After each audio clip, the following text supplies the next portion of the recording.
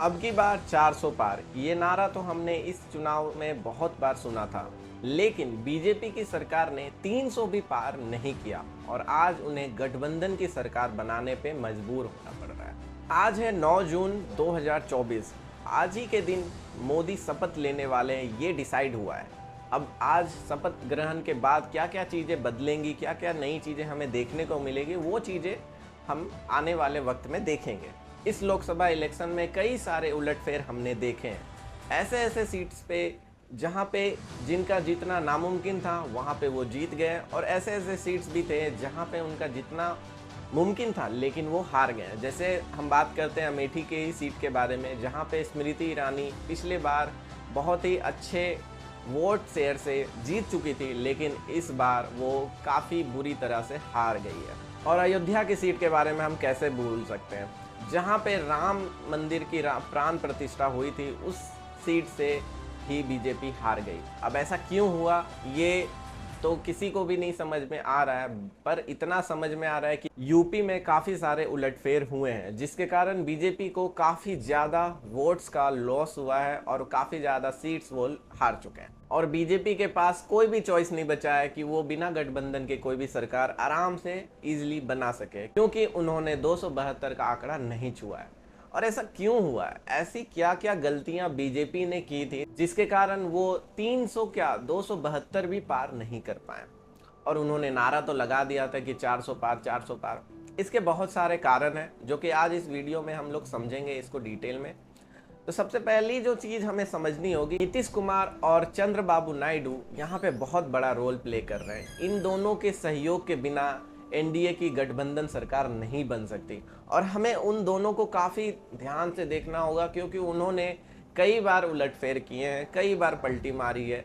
हमने प्रीवियसली भी देखा था। अब आप नीतीश कुमार की बात कर लो, वो कुछ महीने पहले इंडी गवर्नमेंट के साथ थे और वो हाल ही में बीजेपी के साथ जुड़े हैं, यानी एनडीए। और चंद्रबाबू नायडू भी यूपीए के साथ कई सालों से थे और फिर अभी वापस वो एनडीए में आ गए। उन्होंने मोदी जी की भी बुराई बहुत सारी की है। आप वीडियोस में आप देख सकते हो, कई सारे ऐसे वीडियोस बाहर आ रहे होंगे। तो इन सब चीज़ों को देखने के बाद हम आज कंफ्यूज हो रहे हैं कि क्या सच में ऐसी सरकार चलने वाली है, अच्छे से चलेगी कि नहीं चलेगी। क्योंकि ये 2014 से पहले हमने बहुत बार देखा कि जब भी गठबंधन की सरकार होती है तो वहाँ पे डिसीजन मेकिंग काफ़ी स्लो हो जाता है और भी बहुत सारी चीज़ें हो जाती हैं, जिसके कारण देश की डेवलपमेंट काफ़ी स्लो हो जाती है। और देश की डेवलपमेंट स्लो होना इज़ वेरी रॉन्ग। गठबंधन की सरकार से जो नुकसान है वो हम पहले अच्छे से समझ लेते हैं। सबसे पहला जो नुकसान है कि डिसीजन मेकिंग काफ़ी स्लो हो जाएगी। अब आप ऐसे ही समझो, जब एनडीए में मल्टीपल डिफरेंट पार्टीज़ के एमपीज़ हैं तो उन लोगों को जो चॉइस है, जो डिसीजन दी जाएगी तो वो डिसाइड करेंगे अपने हिसाब से। तो उनका अगर टू एंड फ्रो बहुत ज़्यादा होगा कि किसी चीज़ में वो अगेंस्ट है, किसी चीज़ में फोर है, तो इन सब चीज़ों के कारण काफ़ी ज़्यादा डिसीजन मेकिंग स्लो हो जाएगी। कभी कभी वो किसी बात पे एग्री करेंगे, कभी कभी नहीं करेंगे। और यही सारी चीज़ें हम न्यूज़ में बहुत बार देखेंगे। कई बार हम लोग ब्रेकिंग न्यूज़ की हेडलाइंस भी देखेंगे कि ये हो गया, वो हो गया। इन सब चीज़ों को हम लोग देखते रहेंगे। तो आप इन सब का मजा लो, क्योंकि अब गठबंधन की सरकार है, ये तो होना ही है।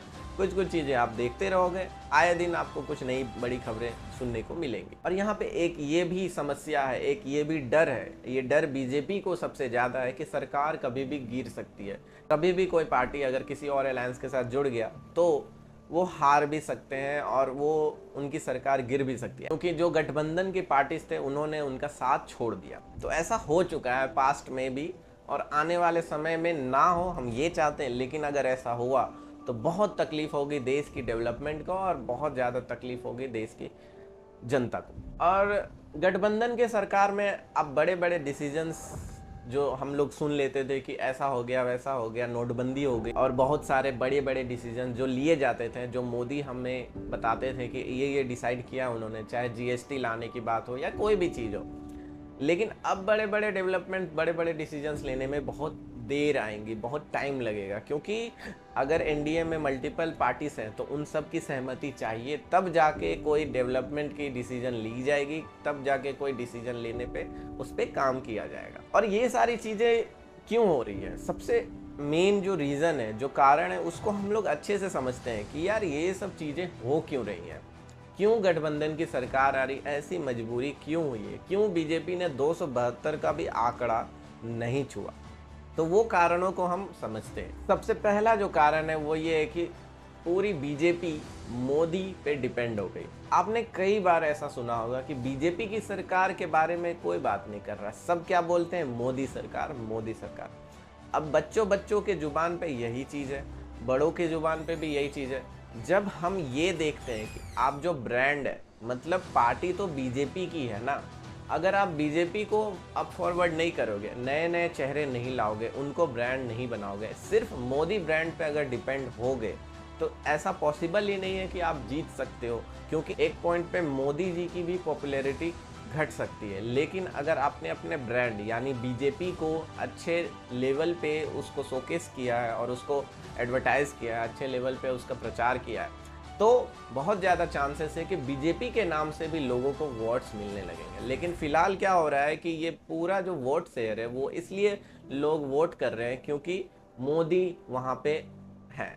और ऐसा हुआ है तो अच्छी ही बात है, क्योंकि सिर्फ मोदी पे डिपेंड होना आगे फ्यूचर में बीजेपी के लिए काफ़ी नेगेटिव इम्पैक्ट क्रिएट करेगा। क्योंकि एक पॉइंट पे ऐसा होगा कि उनकी एज हो जाएगी तो ये मुश्किल हो जाएगा कि वो आगे भी इलेक्शंस लड़ें, या फिर कुछ भी मेडिकल कंडीशन हो सकती है, वी नेवर नो।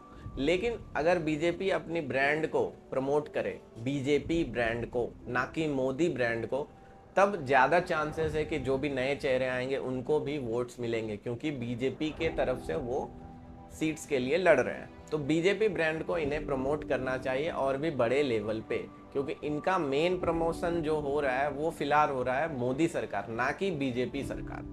तो ये चीज़ें अगर वो बदलेंगे तो फ्यूचर में उन्हें काफ़ी ज़्यादा नुकसान नहीं होगा। अगला जो कारण है जिसके कारण बीजेपी ने 272 का भी आंकड़ा नहीं छुआ है, वो ये है कि यूपी में उन्होंने रॉन्ग कैंडिडेट्स को इलेक्शन के लिए खड़ा किया। जहाँ पे योगी ने जो जो उनके फेवरेट कैंडिडेट्स हैं उन्हें दिया था, पर उन्होंने उसको खड़ा नहीं किया और सबने ऐसे ऐसे न्यू कैंडिडेट्स, न्यू फेस को खड़ा कर दिया, जिसके कारण जो एग्जिस्टिंग कैंडिडेट्स थे वो नहीं जीत पाए और नए फेसेस के कारण किसी ने वोट नहीं दिया, क्योंकि उन्हें कैंडिडेट्स के बारे में उतनी खास जानकारी नहीं थी। और जो अगला कारण है वो यह है कि ऑपोजिशन को बहुत ही ज़्यादा हल्के में लेना। मतलब कि जो बीजेपी की गवर्नमेंट है उन्होंने कांग्रेस को काफ़ी ज़्यादा हल्के में लिया। मैं कांग्रेस की ही बात कर रहा हूँ, अपोजिशन पार्टी में मेनली कांग्रेस ही मेन हमारी पार्टी है। तो उस पार्टी को उन्होंने काफ़ी हल्के में ले लिया, और हल्के में लेने का मतलब है कि राहुल गांधी को भी उन्होंने काफ़ी हल्के में ले लिया। लेकिन उन्होंने अपनी ब्रांड इमेज चेंज की है। उन्होंने कई सारी ऐसी एक्टिविटीज़ की है, फॉर एग्जाम्पल भारत जोड़ो यात्रा, या फिर और भी बहुत सारी चीज़ें जो उन्होंने की है, जिसके कारण लोगों के मन में ये इम्पैक्ट आया है कि राहुल गांधी बदल गए और उन्हें वोट देने पे मजबूर हो गए हैं वो लोग, क्योंकि उन्हें लगा कि राहुल गांधी ने कई सारी चीज़ें नहीं बताई हैं। और फ्री की चीज़ें तो सबको पसंद आती है, तो जो भी उनके मैनिफेस्टो में फ्री की चीज़ें थे वो मिडिल क्लास और मध्यम वर्गीय लोगों को बहुत पसंद आया, तो उसके कारण भी लोगों ने वोट देना स्टार्ट किया। और आज उनके पास 99 सीट्स है, पिछले से 100% हाइक हुआ है। मतलब आप समझ लो कि लोगों का ट्रस्ट उन पर बढ़ रहा है। तो जिसके कारण उन्होंने अपोजिशन को काफ़ी हल्के में लिया, ना अपोजिशंस के बारे में कुछ ज़्यादा खास बातें की, ठीक है, उनके अगेंस्ट ना ज़्यादा बोल के उन्होंने खुद की तारीफ़ें की। जो भी रैलीज हुई, जो भी एजेंडा था बीजेपी का, वो ऐसा ही था। तो इस एजेंडा को अगर उन्होंने बदल दिया होता, अपोजिशन को अगर थोड़ी सी भी अहमियत दी होती और उस हिसाब से वो हर कैंडिडेट को खड़े करते हैं हर सीट्स पे, तो ज़्यादा चांसेस थे कि हो जाता। और जो अगला कारण है वो है, आपको सभी को पता है, बहुत सारे वोटर्स ने वोट ही नहीं दिया। क्यों? क्योंकि इतनी गर्मी में बहुत सारे वोटर्स वोट देने गए ही नहीं बाहर। और ये जो टाइमिंग है, इसके कारण ही मोस्ट ऑफ द वोटर्स जो कि मे बी बीजेपी वोटर्स होंगे, उन्होंने वोट देना सही समझा ही नहीं और ना कि वो वोट देने गए। और इसी कारण से वो वोट देने के लिए कई सारे बीजेपी वोटर्स बाहर नहीं गए, क्योंकि इतनी गर्मी में इनके लिए मुमकिन नहीं था कि वो वोट दें 46-47 डिग्रीज पे, क्योंकि इतनी टेम्परेचर पे शायद ही कोई इंसान जाए और लाइन में लग के वोट दे। बहुत रेयर है। जिन्होंने भी वोट दिया उन सबको धन्यवाद, लेकिन जिन्होंने नहीं दिया उनके यही मेन कारण है। अगर आप वोट देने जाना चाहते हो तो ऐसा थोड़ा सा वातावरण भी चाहिए हमें कि ईजिली हम वोट दे सकें। और ये भी एक ऐसा कारण है जिसके बारे में किसी ने भी ध्यान से नहीं सोचा था, ना तो इलेक्शन कमीशन ने सोचा था, ना तो बीजेपी ने सोचा था। इलेक्शंस को कंडक्ट कराया ऐसे रॉन्ग टाइम में। अगर ये इलेक्शन फरवरी और मार्च में एंड होता तो शायद नतीजे कुछ और होते। और जो अगला कारण है जिसके कारण बीजेपी 272 का आंकड़ा नहीं क्रॉस कर पाई, वो ये है कि उन्होंने काफ़ी बोरिंग, काफ़ी बेकार सा मैनिफेस्टो रिलीज किया, जिसमें उन्होंने मिडिल क्लास के लिए कुछ भी ऑफर्स नहीं दिए, कुछ भी फ्री के चीज़ें, कुछ भी और भी ऐसी चीज़ें जो मिडिल क्लास के लिए काफ़ी इंपॉर्टेंट है, क्योंकि मिडिल क्लास में काफ़ी लार्ज नंबर ऑफ वोटर्स हैं। और उन वोटर्स को अगर आप खुश नहीं करोगे तो बहुत ज़्यादा चांसेस है कि वो आपके लिए वोट नहीं करेंगे। क्योंकि अगर बीजेपी का मैनिफेस्टो हम लोग ध्यान से देखें, उसमें गरीबों के लिए और अमीरों के लिए, इन दोनों के लिए ही कुछ ऑफर्स हैं, बट मिडिल क्लास के लिए उसमें कुछ खास चीज़ें नहीं है। तो इसके कारण उन्हें काफ़ी ज़्यादा वोट्स का नुकसान हुआ। अगला जो कारण है जिसके कारण बीजेपी 272 का भी आंकड़ा नहीं छुपाई, वो यह है कि वोट्स काफ़ी ज़्यादा डिवाइड हो गए। अब इंडिया गठबंधन ने क्या किया, उन्होंने मिल के जो जगह पे, जिस सीट पे जिसको खड़ा करना है, जिस पार्टी के, जैसे सपा के कुछ लोगों को खड़ा किया गया उस जगह पे जहाँ पे सपा जीत सकती थी, कांग्रेस के कुछ लोगों को खड़ा किया गया जहाँ पे कांग्रेस की सरकार जीत सकती थी। तो ऐसे वोट्स डिवाइड होने के कारण बीजेपी को ज़्यादा वोट्स नहीं मिले, क्योंकि वोट्स ऑलरेडी डिवाइड हो चुके थे। क्योंकि जिन्हें भी कांग्रेस को वोट देना था उन्होंने सपा को वोट दे दिया, क्योंकि वो इंडिया अलायंस के साथ हैं। तो इसके कारण बीजेपी को बहुत ज़्यादा जो फ़ायदा होता था पहले, क्योंकि वोट्स डिवाइड हो जाते थे, 2019 और 2014 में हुए हैं ऐसी चीज़ें, तो डिवाइड होने के कारण उन्हें वोट्स मिल जाते थे। लेकिन अब ऐसा हो गया है कि जहाँ पे कांग्रेस नहीं है वहाँ पे सपा है, और लोग अगर कांग्रेस को वोट देना चाहते हैं तो वो सपा को वोट दे सकते हैं, क्योंकि वो इंडिया अलायंस का पार्ट है। तो लोगों ने इस हिसाब से वोट दिया, जिसके कारण बीजेपी को बहुत ज़्यादा नुकसान हुआ। और इन्हीं मेन गलतियों के कारण बीजेपी ने 272 का भी आंकड़ा नहीं फॉर्म कर पाया। और इसके कारण अब हमें गठबंधन की सरकार देखने को मिलेगा, जो कि 10 सालों से हम नहीं देख पा रहे थे। कोई भी डिसीजन हम बहुत इजीली देख ले रहे थे, चाहे चंद्रयान हो या कोई और रीजन्स हो। देखिए, यहाँ पे कहना एक ही चीज़ है, आप किसी एक ही को मेजोरिटी दो, आप चाहो तो राहुल गांधी या कांग्रेस को ही जिता दो। लेकिन ये जो गठबंधन की सरकार है ये काफ़ी ज़्यादा कॉम्प्लिकेटेड होती है, क्योंकि 2014 से पहले जब मनमोहन सिंह की भी सरकार थी, उस समय भी हमने देखा था कि गठबंधन की सरकार में डिसीजन मेकिंग कितना स्लो होता है, कितना डिफ़िकल्ट होता है कोई भी बेसिक चीज़ करने के लिए भी। मैं यही कहूँगा आम लोगों से, आप सभी से, कि आप लोगों ने वोट जो दिया है, अगर आप जिताना चाहते थे तो सिर्फ राहुल गांधी को जिता के वोट दे देते। लेकिन ऐसी जो खिचड़ी सरकार है, ये जो आप अभी देखने को हमें मिलेगा आने वाले वक्त में, क्योंकि अभी भी बहुत सारे उलटफेर हो रहे हैं। अभी हम 293 देख रहे थे एनडीए का, बट अभी 303 हो गया। तो ये सारी चीज़ें भी हो रही हैं, और आने वाले वक्त में भी हमें बहुत सारी ऐसी चीज़ें देखने को मिलेंगी। अब जिन लोगों ने, जो कि हमारी यंग जनरेशन है, जिन्होंने नहीं देखा होगा कि कैसे चलती थी गठबंधन की सरकार, शायद वो उस समय बच्चे थे, तो उन्हें ये देखने को मिलेगा। चलिए हम और आप मिल के देखते हैं कि कैसी होती है गठबंधन की सरकार, और क्या क्या हमें पॉलिटिकल न्यूज़ के बारे में जो नई चीज़ें हैं वो पता चलेंगी। और ऐसी खबरें हमें ब्रेकिंग न्यूज़ में आए दिन मिलते रहेंगी कि कभी ये हो गया, कभी वो हो गया। कभी नीतीश कुमार बोल रहे हैं कि वो इंडिया अलायंस में जाने वाले हैं, कभी वो बोल रहे हैं कि उन्हें ये मंत्रालय में ये चाहिए। तो ये सारी चीज़ें होते रहेंगी और आए दिन हम लोग ये देखते रहेंगे। तो ये आप और हम मिल के साथ में देखते हैं। अब 5 साल कोई मेजर डेवलपमेंट होने से रहा, क्योंकि गठबंधन सरकार चलाना is more important for BJP government, ना कि डेवलपमेंट करना, क्योंकि अभी सरकार को ही मैनेज करने में वो बिजी रहेंगे, ना कि डिसीजन लेने में।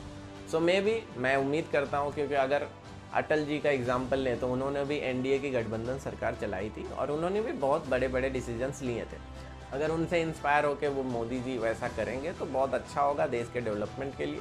लेकिन अगर वो ऐसा नहीं करेंगे और सरकार बचाने की ही कोशिश में वो अपना पूरा 5 साल का कार्यकाल बिता देंगे, तो डेवलपमेंट नहीं हो पाएगा। हम यही उम्मीद रखेंगे मोदी गवर्नमेंट से, जो भी एनडीए की सरकार आई है, कि वो बड़े बड़े डिसीजंस लेने में ना कतराए और सरकार से ज़्यादा अपने देश की डेवलपमेंट पे ध्यान दे। तो इसी के साथ मिलते हैं अगले वीडियो में। जय हिंद, वंदे मातरम।